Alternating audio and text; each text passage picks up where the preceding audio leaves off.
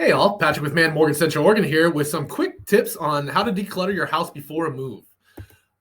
So first one, allow yourself plenty of time. We're all guilty of this. We wait to the last second. As soon as you know you're even thinking about moving, you might as well start planning to get rid of things you're not going to need at your new place.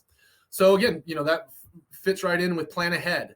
So do things like measure if you know where you're going to be already. Measure things you're going to need. Plan to make sure you have enough boxes. Go with smaller boxes because they're going to be easier to move once you do that. Stop spending money. You don't bring new things in your house if you're planning on move shortly. Things like that. So start thinking ahead of time. How is it going to make it easier for me to move once we do move?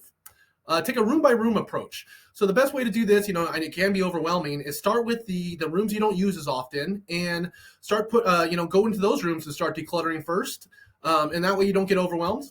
And then don't put off problem areas. So a lot of times we're gonna start with the smaller ones, but we don't want to do problem areas where maybe there's a lot of clutter, areas where we store a lot of things. But one thing to keep in mind, that might be somewhere you want to do really early in the process, even before you list your home, because by clearing those areas out, getting a lot of things you don't need anymore that might be packed up already, you make that room look like it has more space, and it's gonna be a lot more inviting to possible home buyers.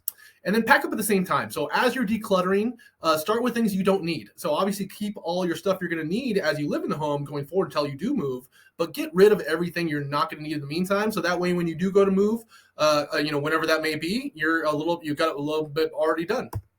So that's all I had for you guys. I hope those tips help, and have a great day, everybody.